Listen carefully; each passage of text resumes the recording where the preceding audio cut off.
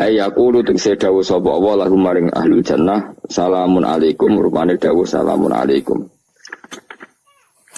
Iki cerita-cerita sing gampang-gampang wis.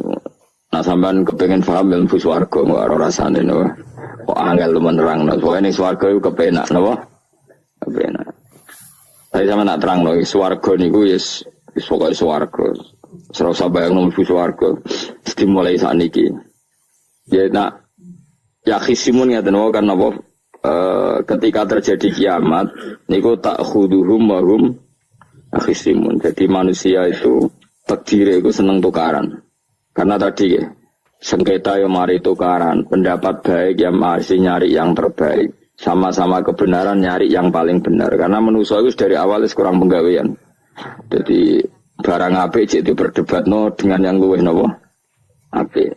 Sehingga bayangannya pangeran itu soben nak kiamat kapan saja terjadi wong lagi sibuk para padu lagi sibuk gegeran wis mesti karena tadi manusa niku mun watak dasare niku konflik ya tadi misalnya pengurus masjid bahkan mungkin organisasi perdamaian itu pas rapat ya tukaran padahal organisasi ini perdamaian ya tapi pas rapat lalu solusinya apa?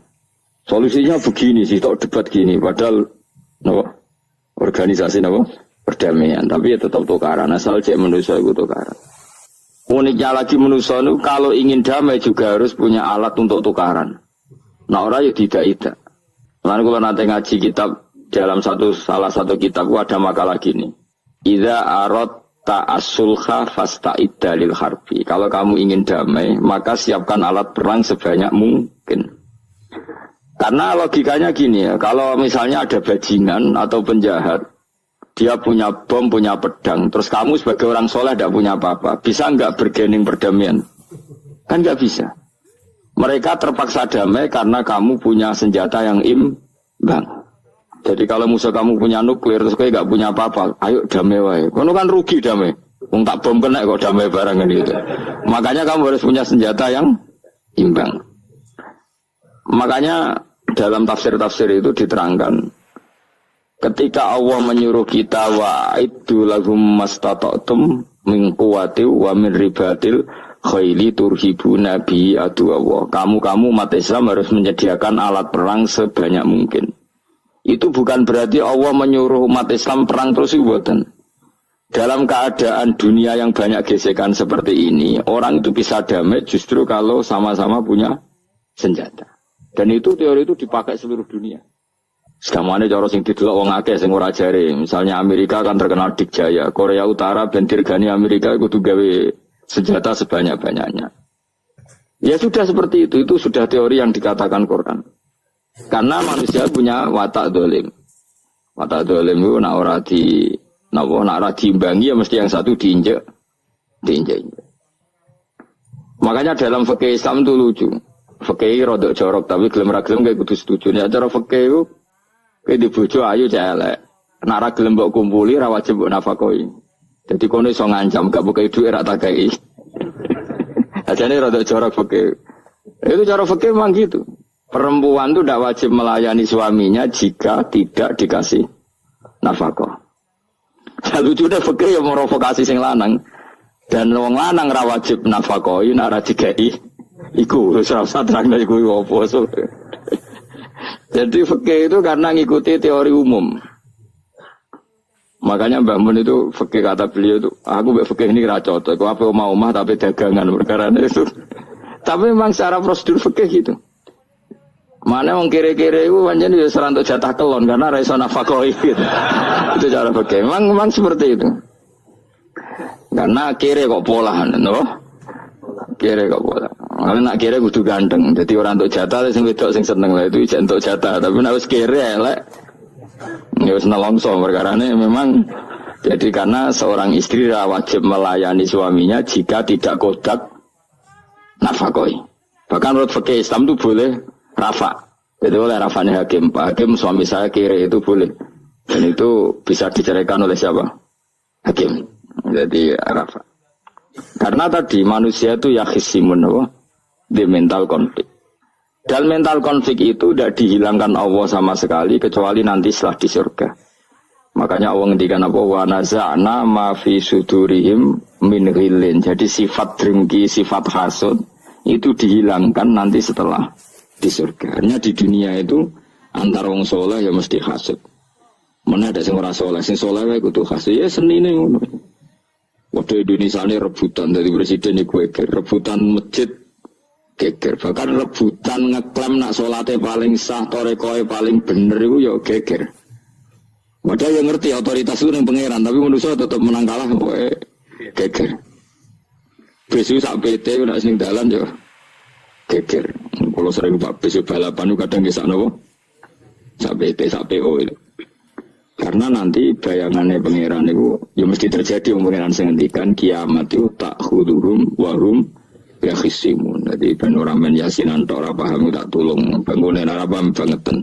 Wa hum fi ghaflatin minha bi takhusumin wa tabayu'in wa aqlin wasyubin. Mesti manusia itu de mental takhusum saling berebut. Makanya cita-citane Sayyidina Ali dawuh Sayyidina Ali ana awaluman yatsu baina yadayir rahmanil khusumah dari Sayyidina Ali. Saya nanti pertama ketemu pangeran itu akan melaporkan musuh-musuh saya. Jadi cita-citanya dene aku lah di rencana ngono. Aku lah di ben seru no. Jebule bareng lapor kok ala ya nyorot. Sayyidina Ali beda wae anak gue wis lapor jebule. Salah. Karena apa? Ya itu tadi. Manusa iku wis pokoke ngono. Pertama manusia itu Nabi Adam. Iku ya wis geger mek malaikat. Dari pangeran Adamu khalifah, dari malaikat khalifah kok manusia mesti seneng geger. Tapi malaikat protes itu geger dhewe, pangeran sing duwe kawula kok ngangkat digegeri. Jadi pangeran ra trimo. Lho aku sing duwe makhluk gawe aturan kok mbok gegeri. Iku pangeran. Jadi manusia pertama itu seribet, pertama ribet mek malaikat. Bareng Qabil be Habil ya ribet be dulur. Mulai dhisik perkara wedokan. Terus kunane kuno wedok mari ribet. Kalau wedok tambah ribet. Soalnya doanya itu sering betes dinikmati wae no. Dinikmati. Makanya banyak orang top itu. Kalau punya kenalan banyak orang top. Niku ribet itu di manage. Jadi ada salah satu tokoh Indonesia itu terkenal sekali. Nak pidato ora kontroversi ra iso turu, tapi nak wis pidato wong bingung kabeh iso turu. Niku saya sangat kenal orangnya. Saya supire takoki, "Mau piye? Tak pidato ini bingung ta." Nah dijawab bingung kecewa deh. Dia jawab bingung sedanten, wah seneng terus iso turu deh. Karena memang konflik itu manusia terus seperti itu. Jadi apa ya? Kebaikan pun makanya ada guyonan ini betul kisah nyata ini, tapi reputasi negaranya ini karena sensitif. Ada negara tertentu yang muadzin itu digaji 30 juta. Jadi orang-orang melarat dari muadzin itu 30 juta. Naiknya BMW. Imamnya itu digaji 70 juta. Berhitung saja kalau 70 juta satu bulan, satu sholat berapa? 70 dibagi 30. Kira-kira berapa satu hari ini? 2 juta, sekitar 2 juta 200 lah. Enggak kayak Indonesia, imamnya fakir-fakir, terus muadzinnya fakir-fakir. Dikira itu satu prestasi negara itu karena mengapresiasi, menghormati muadzin dan jebule sing kiai Indonesia aja penak. Madekman ke sholat terus. Mesti lah madekman ke sholat terus lah ono gajine. Akhirnya kecewa dong. Semenjak itu ora berani cerita prestasi negara itu pada Indonesia. Dia itu bangga negaranya itu menghormati imam sampai digaji muadzin. Digaji. Terus dikirakan Indonesia dinya. Imam Indonesia kan fakir-fakir, kadang wis wajasane elek imami dhewe, komat dhewe. Terus macam-macam lah. Nah. Tapi dekne gak ngerti nek Indonesia ku pinter tukaran, pinter debat. Oh, berarti ke sholat terus itu perkara ono gajine to ngono. Makanya imam di sana sergap-sergap karena kalau nggak ngimami dipotong gaji. Semenjak itu negara itu nggak pernah cerita prestasinya negaranya mengelola imam. Ya itu dunia-dunia kemarin geger. Saya sering debat sama banyak kiai karena itu. Gue setuju di masjid imami digaji sama ndak. Misalnya saya partai ikhlas setuju ndak biar imam itu ikhlas. Ada yang partai realistis, mereka kan punya keluarga harus digaji dong kalau enggak kasihan. Partai realistis versus partai ikhlas. Menang mana coba? Menurut hukumnya Allah mungkin menang ikhlas, tapi partai realistis, masuk uang kok ngimami tok untuk gaji. Artinya apa? Dalam kebenaran saja bisa diperdebatkan, apalagi barang benar baik batil. Karena manusia itu punya mental wahum yakhisimun. Ya sudah seperti itu. Makanya nanti benar-benar gak ada konflik itu di akhirat. Mulanya akhirnya imam gak bangga. Surga ngimami masanya hebat, boleh mergo digaji. Mantik ke sholat terus ngono gaji ini. Artinya sholatnya orang Indonesia itu luar biasa. Imam-imam Indonesia tanpa gaji kok. Ya resikonya kadang mutung, itu kan gak masalah. Tapi ya gak masalah lah, tapi tetap ikhlas timbang kenapa? Gaji. Mana kalau nu bingung saya, hafid mulai digaji, ustad digaji, kalau bingung bercerita koi, kalau berkali-kali. Beberapa pemprov kan ingin mengapresiasi hafid dapat insentif terus ustad. Gua cerita koi, jenengan termasuk yang setuju apa enggak? Muni setuju, kok didik uang kedunyan. Muni ras setuju hafid betul duit kok ora oleh. Aku mending ini, wong alim reso mikir dunia, mending udah seperti itu yang tanya itu kadang gubernurnya tanya saya, bupatinya tanya saya, Gus di daerah mana-mana itu ustadz, guru madrasah itu dapat insentif. Cara jenengan Rembang setuju apa enggak? Aku jawab yo ngelatih ustadz seneng duit yo rapi. Nentang ustadz untuk rezeki yo rapi. Ustadz fakir yo agak tenang. Nah, gua kan wong keramat, gak mati masalah cara orang untuk gaji. Tapi kan tidak semua orang keramat. Gua kan wong keramat untuk gaji tetap gagal. Tapi rata-rata ustadz kan tidak keramat. Gak keramat, bojone cerewet. Cek kumpul mertua. Nggak, kalau sampean misalnya jadi, nggak ini cerita wakisimun. Seman setuju nggak kalau ada hafid itu dapat insentif? Ayo ngaco. Setuju ora? Loh kok setuju hafid mah? Terus gue senang hafid itu di mental materialistik. Setuju tak? Nggak. Terus dia setuju. Hafid rada duit. Kemudian ya, jadi ngurusi agama. Jadi memang kebaikan saja bisa diperdebatkan. Makanya dulu kalau ulama, makanya ijtihad itu penting. Ulama dulu itu kalau gejolak-gejolakan itu dalam hal yang tidak mujma'alah ya tentu dalam hal yang tidak apa mujma'alah. Itu gejolak-gejolakannya itu nggak pernah selesai. Karena memang sesuatu itu pasti mirip ke sana, mirip kemari.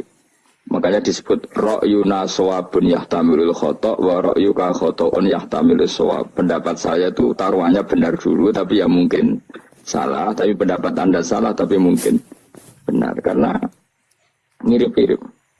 Misalnya zaman sahabat itu sudah jadi perdebatan gini. Setelah Mekah ditaklukkan Rasulullah dan setelah Rasulullah wafat dan Islam sangat-sangat kuasa, bukan sekedar kuasa lagi sangat kuasa. Paling enggak menguasai Mekah Medina. Itu perdebatannya gini. Kita keluar Medina apa enggak? Sebagian sahabat enggak, kita di Medina ini ardu Rasulillah, ini muhajaru Rasulillah, tempat yang dipakai hijrah Nabi. Kita keluar dari Mekah enggak usah. Sholat di Mekah itu fadilahnya sebagaimana 1000 sholat. Wah debat gitu. Yang separuh enggak. Nguyai segoro itu apik tau. Mekah Medina sekarang sudah jadi negara Islam, tapi banyak bumi lain yang belum ada Islam. Menyebarkan Islam itu penting, enggak penting. Efeknya meninggalkan Mekah Medina. Hanya separuh sahabat yang meninggalkan Mekah Medina. Mimpenihim itu orang-orang keren, enggak Sayyidina Ali. Sayyidina Ali akhirnya Sakan Al-Kufah. Dia hidup di mana? Kufah. Abu Darda hidup di Syam. Salman Al-Farisi hidup di Palestina. Karena dia milih pendapat, kok nguyai segoro, sehingga sampai harus ditinggal. Akhirnya menyebarkan Islam kemana-mana. Termasuk barokahnya mazhab itu ada yang ke Cina, terus terdampar di Selat Malaka, terus ada yang ke Aceh. Makanya banyak yang berpendapat Islam masuk Indonesia ya era apa sahabat. Tapi kalau ditanya bagaimana hukumnya meninggalkan Mekah Medina, ya buruk. Negara sebaik itu kok ditinggalkan. Tapi bagaimana hukumnya membiarkan bumi lain tanpa dai, ya buruk. Terus kayak jawabmu bi. Jadi dalam kebaikan saja ada perdebatan. Kayak gue ya misalnya, dia hukumnya dolan mbek konco traktir ya apik.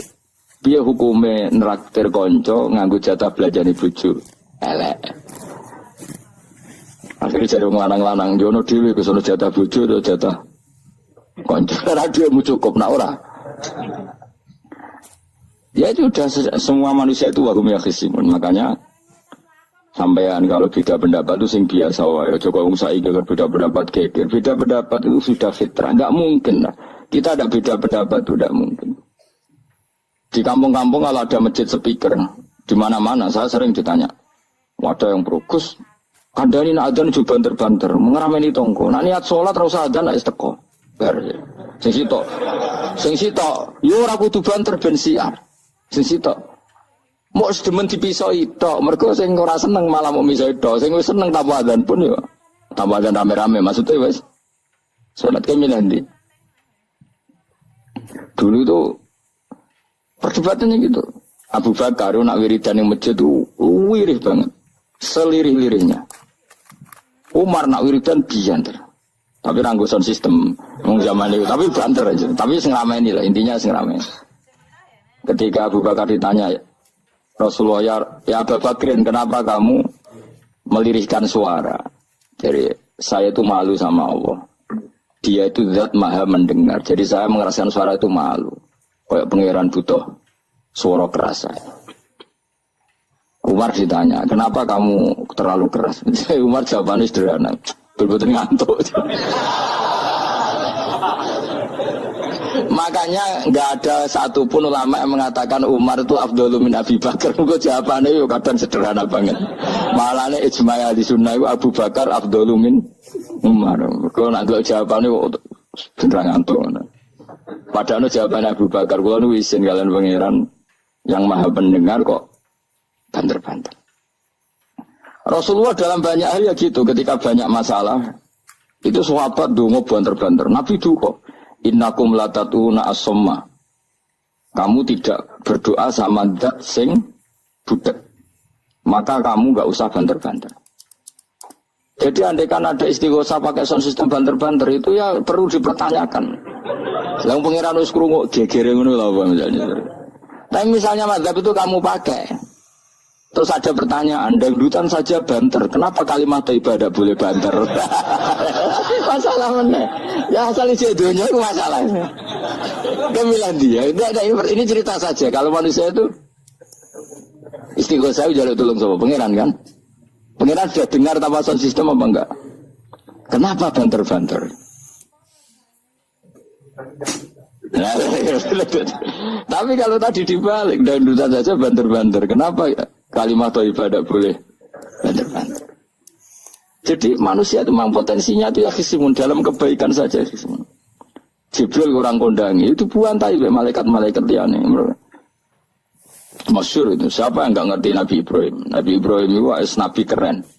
Diobong ning geni ambek Namrud. Jibril datang.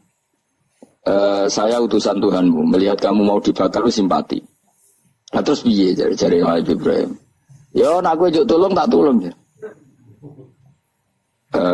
Ndak saya tidak minta tolong sama kamu. Wong kowe padha aku padha makhluk.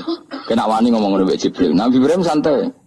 Maksudnya aku ambek aku sing nulung, kowe kondo aku tak kandakno pangeran. Jare malaikat Jibril, jare Nabi Ibrahim, lho nak soal pangeran rasa kondo kowe wis pirsa. Artinya ngene lho, padha kekasih pangeran yo bantah-bantahan jenenge wae. Nah ngono nang partai politik ora men geger. Mana ana partai politik geger biasa, wong Jibril wae geger mbek Nabi situ. Biasa wae. Lan iki sampeyan takoki mungkar nangkir kudu wani ben seru napa? Takoki marbuka kula guru TPQ. Ngenyek wong guru TPQ sing ditakoki marbuka, sing mulang niku kula. Sampeyan ra tau mulang malah takok. Jelas. Balik. Dan itu masyhur itu, termasuk keramatnya Imam Malik itu gitu. Dia itu punya teman guru madrasah. Neng akhirat dicetakoki mungkar nakir marbuka. Malaikat Malik matur pengiran Gusti. Malaikat jinan kandhani iki ambek guru tauhid takoki marbuka. Akhirnya pengiran nyalano malaikat yo sing jenis ngono iku coba takoki. Lucu dong guru tauhid takoki. Sesuai kaji Nabi bisa takoki waman Nabi juga. Para perkara. Kanjeng Nabi Muhammad terus takoki Waman. Iya, tapi pun Nabi malah takoki Waman Nabi. Makanya menurut pendapatnya ulama-ulama itu pertanyaan mungkar nakir itu tidak bisa digeneralisir. Tidak semua orang ngalami itu. Saya tidak punya rencana untuk mengalami pertanyaan itu. Karena pasti bila-bila. Nah, angger wong ngono Kanjeng Nabi kena pisan. Terus Kanjeng Nabi apa kena pertanyaan Waman Nabi Uka. Kan ora kebayang. Makanya masyhur itu. Sama lihat itu di kitab Nurul Dzolam itu karangannya Syekh Nawawi. Syekh Nawawi Al-Bantani itu sarahnya apa itu Aqidatul Awam. Yang Nurul Dzolam yang sarahnya apa? Aqidatul Awam itu. Itu dikarang Syekh Nawawi itu diantara keramatnya siapa itu?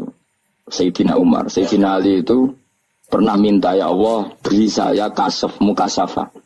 Mau kepengen roh mletene Umar zaman ning dunya ngeruang disentai. Jajal dekne iku hubungane piye mbek mungkar nakir. Wani gak nyentak mungkar nakir. Mergo pikirane Sayyidina Ali Umar tuh ning dunya kenangane ngeruang tau disentak Umar. Saya wani gak nyentak sinten? Mungkar nakir. Minta sama Allah supaya ngalami kasaf. Kasaf itu ya mukasafah lah. Mukasafah tahu alam gaib. Itu di dunia wali biasa. Nak kira tahu ya bangetan. Di dunia wali itu biasa dan itu pasti mustajab.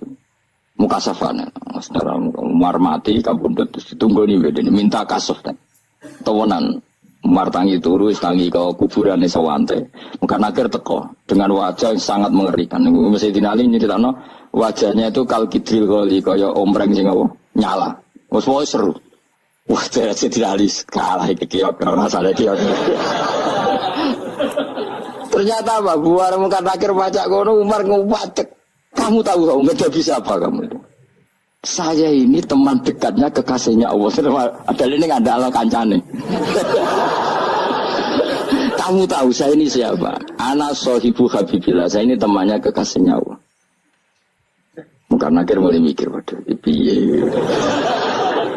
Orang nyentak wes disentak sih. Ini bisa kamu pakai nanti itu. Roh aku, aku biasa gue jalanan ngalor itu. Kemudian cari muka anak, ayo jajal moto. Ya repot. Siapa ya? Kan gue moto, rakan moto. Kan mau gue moto. Akhirnya karena akhirnya nangis nih pengiran. Nangis Gusti, selama ini saya biasa nyentak, kenapa sekarang malah dibentak gitu. Terus kata Allah, ya sing sopan sithik iku semenjak iku mungkar nakir itu punya aturan. Yes ngene aturane, ojo prosedur teman-teman wae nek ketemu kakasihku ojo garang teman-teman. Semenjak iku sudah ndak segarang itu. Terus dinali intine terus oh ternyata konsisten. Maksudnya Umar itu ini akhirat pun masih main sentak. Ya bagus lah konsisten maksudnya apa? Bagus.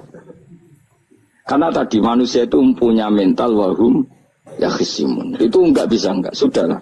Di perdebatan kebaikan, makanya rapat keluarga apa? Masih niate silaturahim tetap dolan ning dulur niate silaturahim bareng dulure rapati perhatian. Dolan ado-ado rapati tahap gremeng kan padahal niate silatur. Itu ada organisasi perdamaian kira-kira di internalnya banyak konflik tak? Banyak padahal jenis organisasi perdamaian. Coba itu bom-bom dari Amerika atau mana itu kalau ngebom negara tertentu kan karena negara ini apartheid atau apa. Tapi untuk berdamai juga melewati apa? Bom dulu. Untuk memaksa satu negara gak perang dia dipaksa dengan alat perang. Coba Indonesia dijajah Jepang tuh mau pulang karena dipaksa sekutu. Jadi untuk damai saja dipaksa dengan alat perang itu dunia. Betapa ada idealnya dunia untuk damai saja harus perang dulu. Makanya idza aradta sulhan fasta'id dalil harbi. Kalau kamu ingin damai pun harus menyediakan alat perang. Karena kalau nggak punya apa-apa pasti diinjak-injak.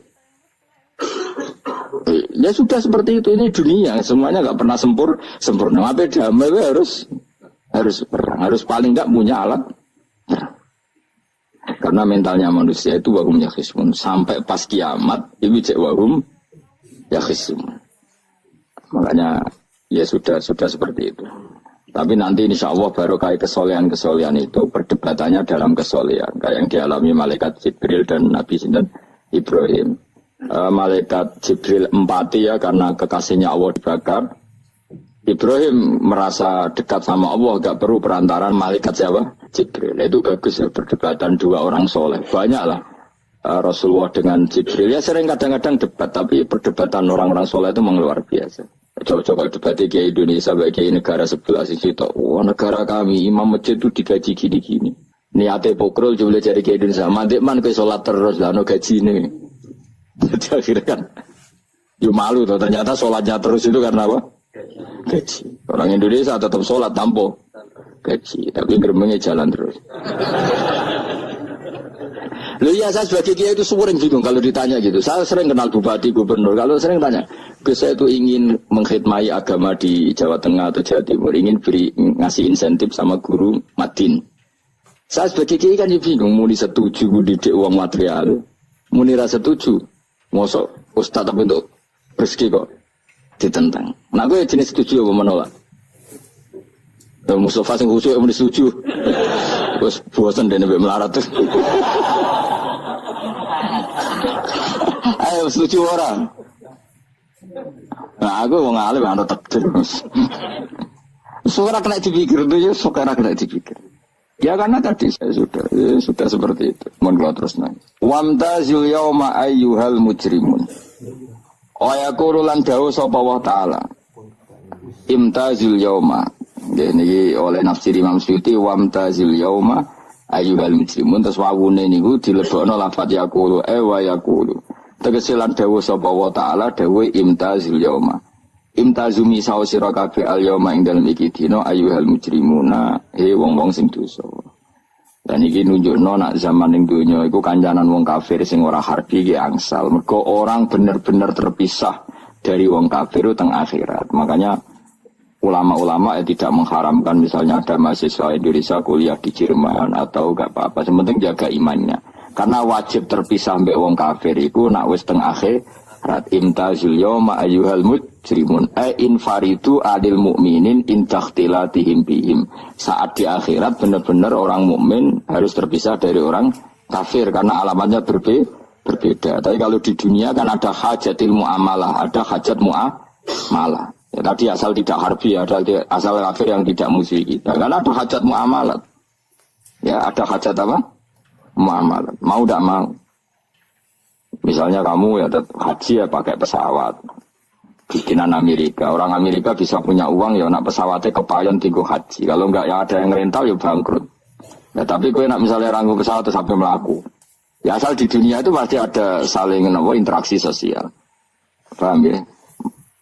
Nah, nanti benar-benar terpisah wamtazil yauma ayyuhal mujrimin itu nanti, nanti. Jadi nggak bisa dihindari. Wamtazulan misau sira kabeh al-yauma ing dalem iki dina ayyuhal mujrimuna ya eling-eling sing itu.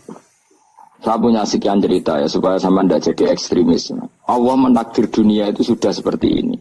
Sudah kamu ndak boleh protes. Kayak apa Nabi Musa itu Sofiyullah.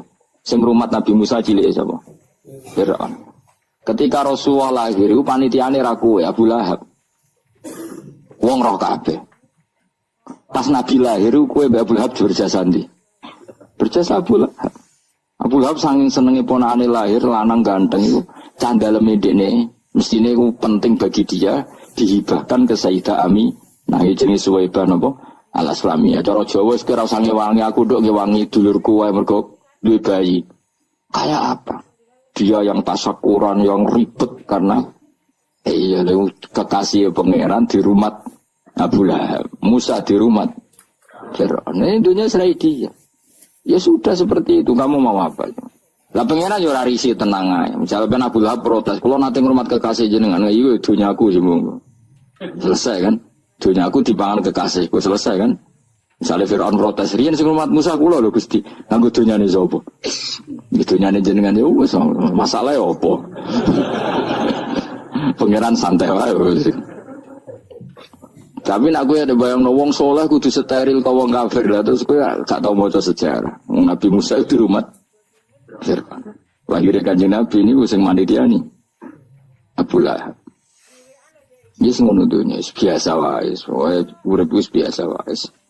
Maksudnya biasa wae penting soleh, di hati soleh, rezeki ya winawas.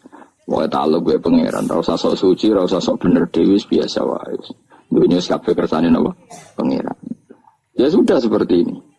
Yang soleh kayak Salabah malah akhirnya suul khotimah. Padahal dulu disebut hamamatul masjid, tukang itikaf.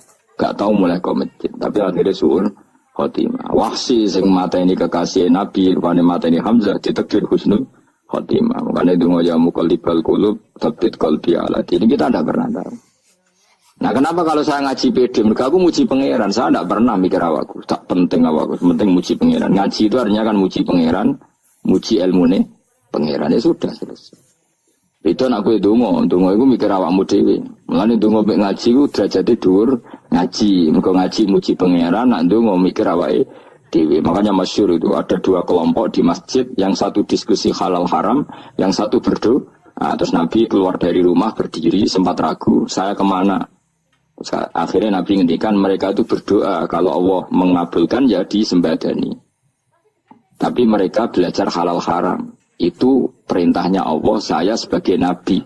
Terus akhirnya Nabi gabung kelompok yang belajar halal haram. Karena belajar halal haram artinya ingin menghadapkan hukumnya Allah Ta'ala. Tapi nak wong donga kepingine iku kabul kajate. Intine mikir awake dhewe. Makanya saya termasuk ulama yang sering berdoa. Tapi ya berdoa tapi kadang-kadang. Nah, gue kan gak kontribusi ning agama rapati ya ndonga. Oh, dasar murahan. Ya tapi piye mulang ya ora payu. Jadi kadang-kadang kula dibantah. Lah jenengan mulangi payu Gus. Lah kula ora payu, ndonga-ndonga ngono. Ya tapi aku ngerti pangeran ra bakal nyembadani barno ra Gus.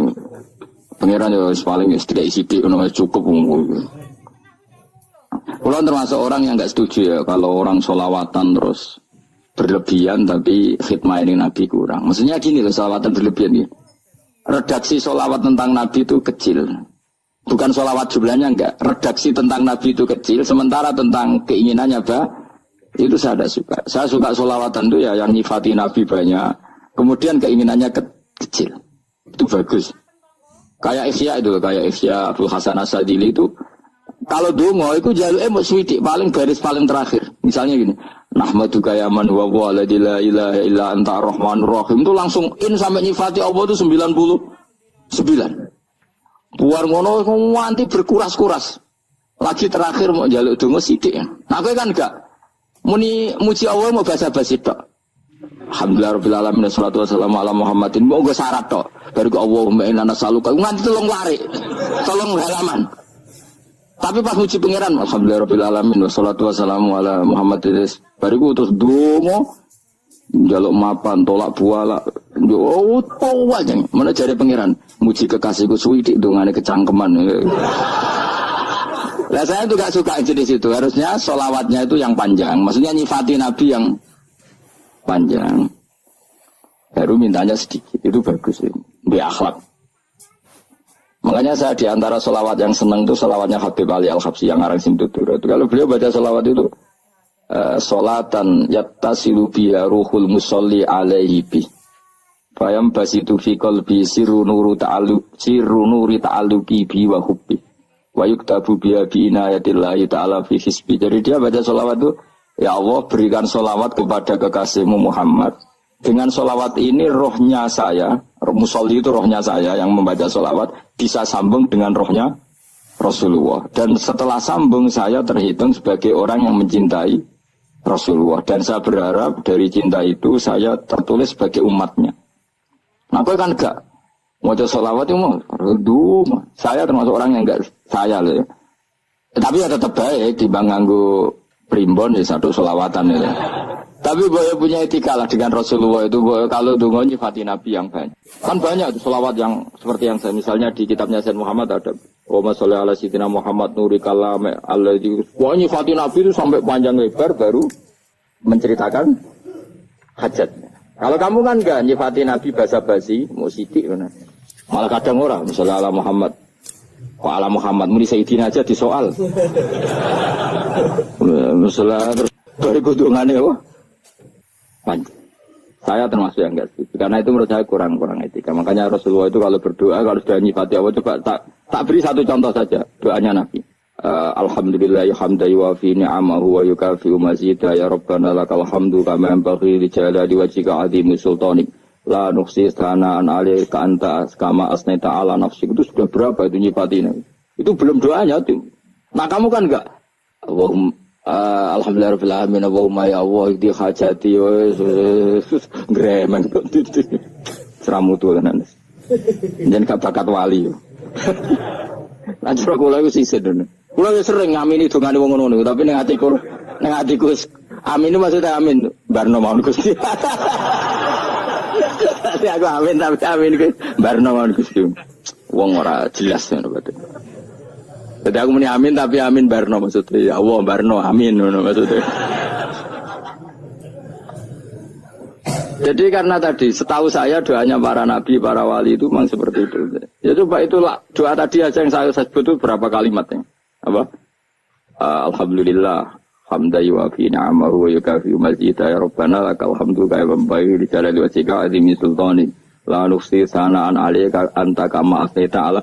Enggak terhitung pujian saya kepada engkau sebanyak engkau memuji pada diri engkau sendiri. Allahumma inni a'udzu biridhoka min sakhatika fi mu'afatika min uqubatika wa bika minkal. Allahumma sholli bi haqqi jabarutika wa bi khawfika kan panjang sekali doanya wali-wali itu, tapi semuanya bersifat Allah. Bahkan banyak yang kemudian lupa enggak doa. Coba haji, doa haji itu coba. Labbaik Allahumma labbaik la syarika lak innal hamda wa ni'mata laka wal mulka la syarika lak. Wa ni'matu itu kan labbaik saya siap melaksanakan perintahmu ya Allah sa'daik. Engkau yang punya pujian, engkau la syarika lak. Itu malah enggak ada, jarang malah ada doanya. Itu kalimatnya talbiyah semua. Allahumma antal azil akram itu sudah seperti itu. Karena tadi al-mu'min yashghaluhu sana 'ala Allah min ayyakuna li nafsihi dzakiran. Mukmin sejati adalah sibuk memuja Allah sampai lupa jatah dirinya sendiri. Nah, kowe kan gak mujine Allah basa-basi, dongane tenan. Itu jadi makhluk aneh, itu jadi hubungan mbek pangeran itu wong aneh. Ya tapi jangan rabakat wali, semuanya ikut dadine semuanya ikut. Ya tok ngono kok mari wali kakean malah gak elit. Jadi tapi saya mohon itu di sholawat itu usahakan jumlah paling enggak jumlah sholawatnya banyak, doanya sedikit. Paling enggak misalnya kamu tidak punya kalimat yang apa baik ya mau sholawat ping 100 juga ada salah biar guling-gilingan apa kita menyebut kekasihnya Allah lebih banyak ketimbang kita menyebut hajat kita sendiri ya gitulah. Paling enggak punya etika seperti itu ya. Kalau kamu enggak punya segot-segot sing keren, bacalah sholawat berapa 100 terus cerita awam Gusti utang kula kathah. Mengira jawab wis roh.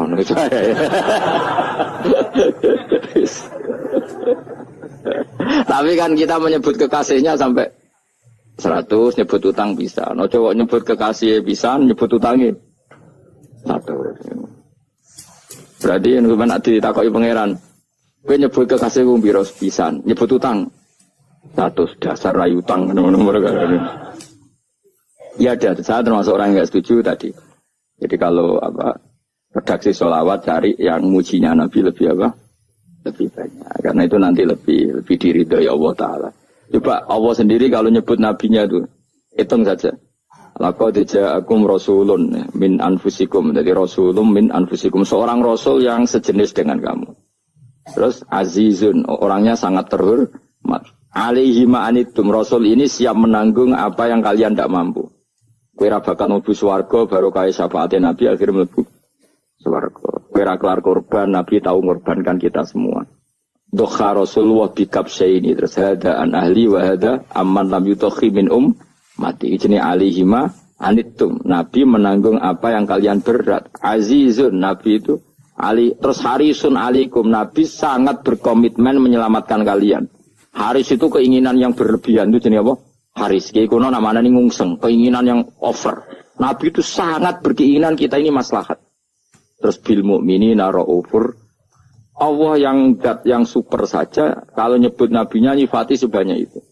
Ada ayat lagi misalnya, Rabbana wab'ats fihim rasulam minhum yatlu alaihim ayatika. Muhammad itu siapa? Seorang rasul yang membacakan ayat-ayat Allah. Wa yu'allimuhum, seorang rasul yang mengajari mereka Alkitab wal hikmah. Wa yuzakkihim, seorang rasul yang membersihkan akhlak-akhlak kita. Jadi artinya Allah punya tradisi kalau nyifati Rasul itu banyak. Juga nyifati orang-orang sekeliling Rasul. Makanya menurut saya mazhab Syiah itu enggak pas. Karena Allah kalau nyifati Rasulullah itu jika nyifati orang-orang di sekeliling Rasulullah. Dan itu dengan pujian. Yaitu Muhammadur Rasulullah walladzina ma'ahu asyidda walal kufar ruhama'u bainahum tarahum ruk'an sujada yabtaguna fadlan minallahi warid wa nasimahum fi wujuhim min atharis sujud. Itu kan panjang sekali. Dan orang-orang sekeliling Muhammad adalah begini. Kayak apa Allah muji para ashabu Rasulillah? Masa kita ikut kelompok yang menghina ashabnya apa? Rasulillah. Makanya kita tetap mazhab ahli sunnah apa? Wal jamaah, yaitu mencintai semua sahabat. Karena Allah saja yang Tuhan mensifatinya dengan sehormat itu. Mensifati apa? Ashabu Rasulillah. Disifati orang-orang yang saling kasih sayang sama orang mukmin. Tarahum ruka'an, sujud dan komitmen hidupnya untuk rukuk dan sujud. Simahum fi wujuhim min asari sujud. Udah asari sujud harus diterjemah, nanti sensitif. Cuma setahu saya asar sujud itu nanti setelah di akhirat orang sering sujud itu jabahnya itu ada nurnya. Tapi kalau ada yang nafsirkan asari sujud itu warna tertentu ya semboh ya. Itu sensitif. Yang jelas asari sujud itu ya sudah seperti itu. Seneng kamu kok hasut. Kowe nyen provokator, nak ono apa ya? Ada hal yang begitu terus mau berlebihan. Teke ya khisimun. Nah, kalau ada kepentingan pokoknya ayat si mahum fi wujuhim min athari sujud, bahwa dalam jabahnya itu ada asaris sujud. Itu masyhur kan, saya terangkan ya, tapi gue jauh sensitif loh, biasa wae. Suatu saat Rasulullah itu ngendikan begini, nanti saya kata Nabi akan nyafati kalian semua. Sahabat-sahabat tanya, ya Rasulullah dengan sekian miliar orang bagaimana kamu mengenali kita? Saya ulang lagi, suatu saat saya nanti akan nyafati kalian karena saya kenal kalian. Maksudnya di akhirat. Ya napa? Di akhirat. Rasulullah tanya, ya Rasulullah bagaimana engkau mengenali kita sementara nanti di akhirat bermiliar-miliar orang gitu. Terus Nabi ngendikan gini, jika kamu punya unta dengan tanda tertentu, saya ulang lagi, jika kamu punya unta punya tanda tertentu, dalam jidatnya ada begini, dalam tangannya ada gini, dalam kakinya ada gini. Maka apa kamu bisa membedakan untamu dengan unta orang lain? Ya bisa ya Rasulullah, karena unta kita khas. Misalnya kaki depannya ada putihnya, kaki belakangnya ada putihnya, dalam badoknya ada putihnya. Kata Nabi, inna ummati yut'auna yaumal qiyamati hurran muhajjalin min asharil wudu. Nanti umatku, nanti wajahnya juga bersinar. Tangan kakinya juga bersinar. Jadi asar itu saya pastikan secara riwayat itu akhirat, maksudnya tentang akhirat. Tapi bahwa yang di dunia ada yang memulai asar itu nggih monggo mawon. Loh itu bagus kan, artinya ekspresi percepatan. Enggak apa-apa loh, daripada kalau gue jelas ini. Maksudnya ya orang ngetok ya panjang jarang sujud tenan. Wes ora usah sensitif, tapi yang jelas ya nanti. Ya soben kiamat ruang samu. Nanti hisab itu nanti kalau hitung hanya sekitar 3 jam. Hisabnya sak dunia itu hanya sekitar. Karena malaikat itu tidak kesulitan sama sekali. Tak warai ya. Ini nggak akan salah saya dalam hal ini karena riwayatnya sahihah. Kenapa hisab itu hanya butuh rubu'un nahar, 1/4 dari siang enggak. Anggap saja siang itu 6 jam atau 12 jam itu aja terserah. Kalau 12 separuhnya kan 6 ya. Seperti 1/4-nya berarti 3. Itu gini, jadi nanti di mahsyar, itu kan yauma tabyaddu wujuh wa taswaddu wujuh. Yaudah yang kafir itu gelap, hilang. Wajahnya, tubuhnya semuanya gelap. Yang mukmin itu semuanya terang. Jadi sudah, yang tabyaddu wujuh wa taswaddu wujuh otomatis.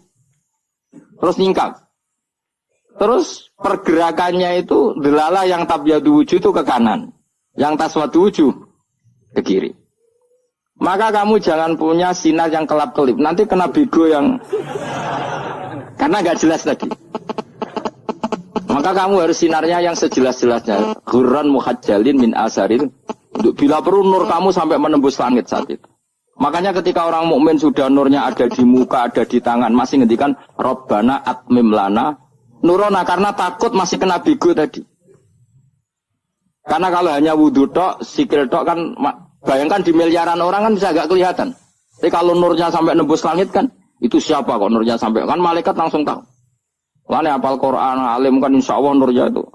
Sama zaman itu masih berdoa, Rabbana atmim lana, sempurnakan nur kami. Karena nanti identifikasi malaikat berdasar tadi. Kalau ada nur berarti diletakkan ashabal yamin. Kalau nggak ada nur, ashabal shimal. Nah malaikat yang dibawa bigu itu kira-kira detail nggak? Dugaan saya kalau kelap-kelip pasti kena simal. Wah ini partai kiri mesti kan. Komnas yang wudune mau dulet sirah tok sidik.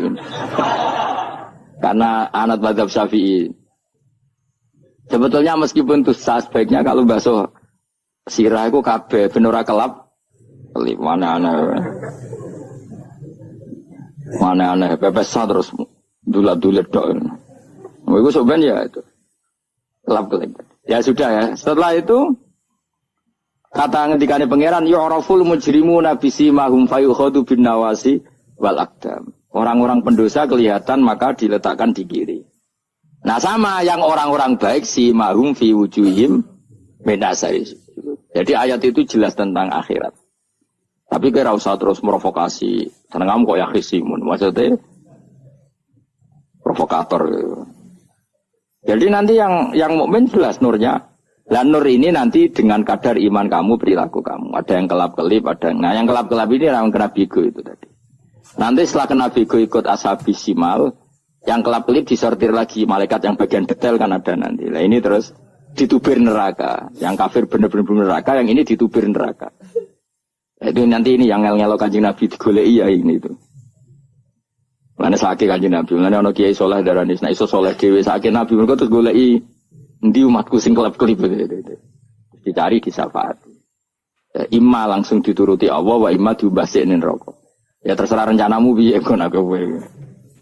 Tapi yang jelas apa? Kiamat itu cepat sekali karena tadi ada identifikasi tadi. Makanya hanya cukup 3 jam karena tadi yang jelek kelihatan jelek, yang baik kelihatan baik. Makanya cepat. Ya oraful mujrimuna bisimarum, orang pendosa dikenali lewat alamatnya yaitu taswadu apa? Wujuh. Kalau orang baik dikenali lewat tabyadu wujuh. Nah terus setelah nyingkir, ini ngono tak warai kiamat. Setelah nyingkir itu faduri babenahum bisuril lahu bab. Setelah tersingkir tadi terus lalu ada pintu penghalang, pintu pemisah. Nah pintu pemisah tadi yang sisi kanan langsung jadi surga, yang sisi kiri jadi neraka. Itu disebut faduri babenahum bisuril lahu bab batinu fi rahmatu wa zahiruhu min kibalihil adab. Yang pintu arah kanan otomatis wilayah surga, yang pintu kiri otomatis wilayah neraka. Nah problemnya ketika penutupan pintu itu yang kelap-kelip itu katut kemana ini yang makanya kamu jangan malok partai yang apa kelap-kelip yang nggak jelas itu koalisi kemana ini. Kalau partai besar kan iso nyalon presiden, partai kecil ini kan ikut mana ini kan sing sak ngisore 1%, 2% ini kan repot. Loh coba misalnya nur kamu 2%, berarti gelap kamu kan 98%. Kira-kira malaikat mengkategorikan kemana coba? Ayo jawab. Gelap. Loh kode semangat. Padahal itu bagian dari kamu. Kalau satu tubuh itu sinarnya hanya 2%. Kira-kira kategorinya itu partai gelap, partai terang. Kode semangat kok. Berarti kegaruk kemana? Kiri. Tapi bisa saja malaikat cara berpikir gini. Tapi kok ada cahayanya ya? Padahal kata Allah, yang bercahaya ashabul yamin. Kan nggak ada bilang cahaya terang. Bisa saja malaikat, alhamdulillah berpikir begitu. Ya nanti kita rayu saja supaya berpikir ini kan, yang penting ada cahaya. Kan Allah tidak bilang terang apa kelap-kelip. Ya mungkin saja asal ada cahaya, dikategorikan lahu nur, punya apa? Nur. Tapi yang jelas saat itu pun yang sudah punya cahaya masih berdoa, Rabbana atsmim lana nurona, ya Allah saya mohon sekali nur-nur kami sempurna.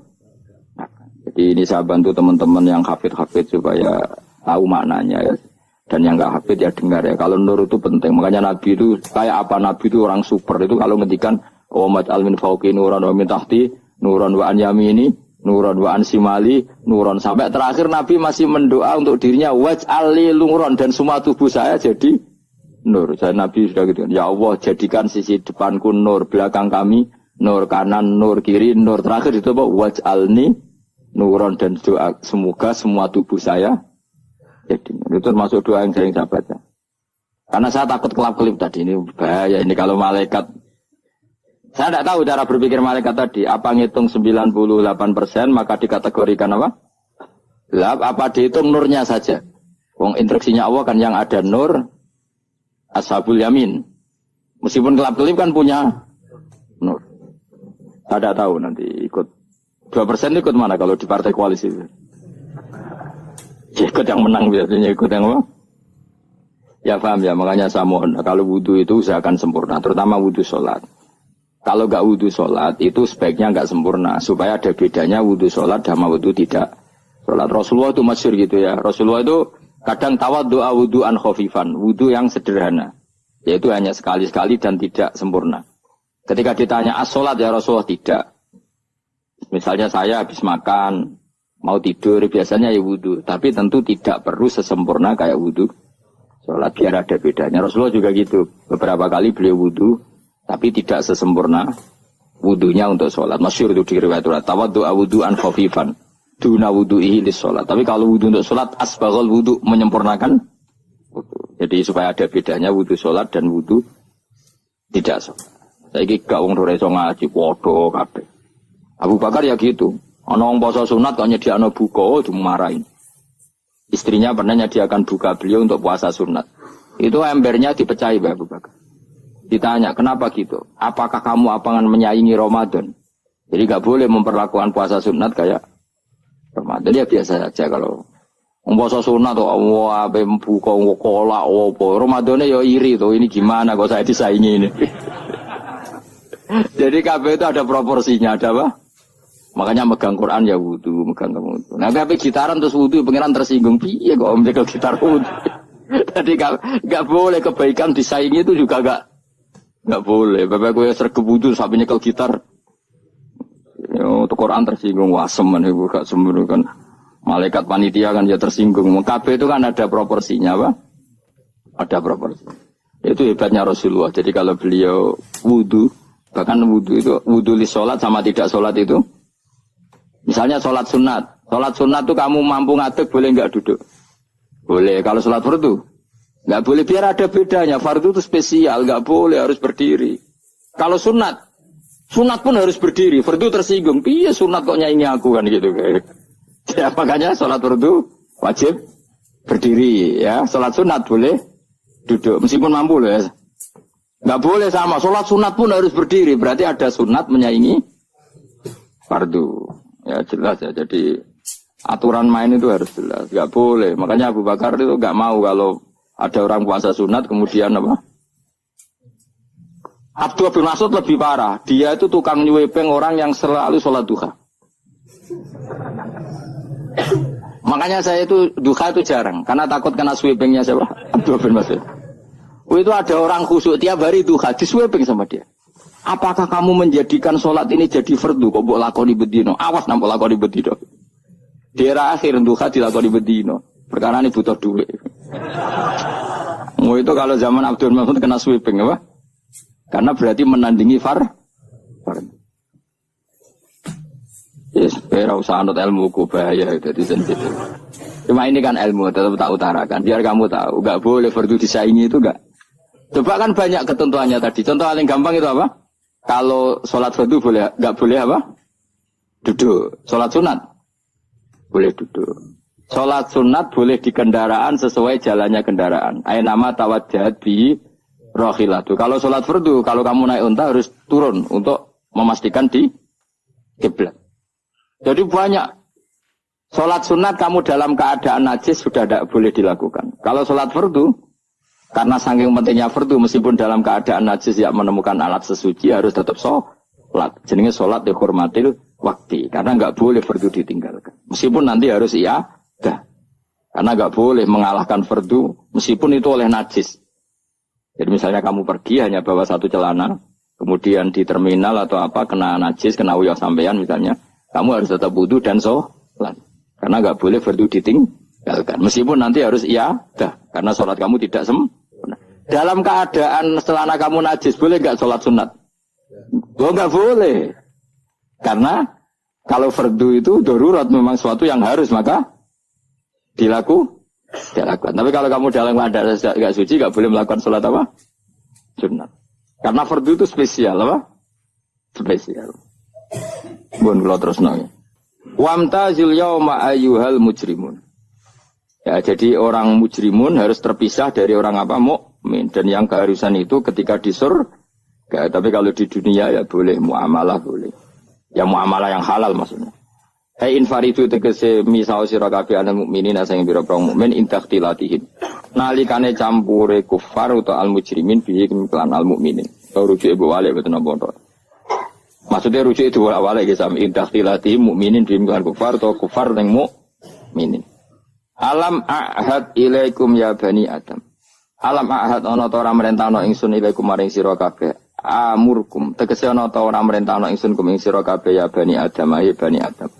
Ala lisani rusuli ing atase lisane para utusan-utusan ingsun. Bukankah saya telah merintahkan kamu wahai bani Adam Allah tak butuh setan. Yen ora menghamba sira kabeh asetan ing setan. Ngendikane pangeran kowe ijek kanut setan ku cek nemen e. Bukankah sudah saya perintahkan kamu tidak boleh diperbudak napa setan. Maknane la tutiu tegese aja taat sira kabeh ing setan. Inna sak temene setan laku maring sira kabeh aduun musuh mubinun kang jelas. Bayinul adawati banget musuhane. Lah wong setan musuhmu kok malah mbok enut bocah kok sarap ngono. Karuan musuh kok di enut. Anut ya pangeran mergo Allah wali fid dunya wal akhirah. Wa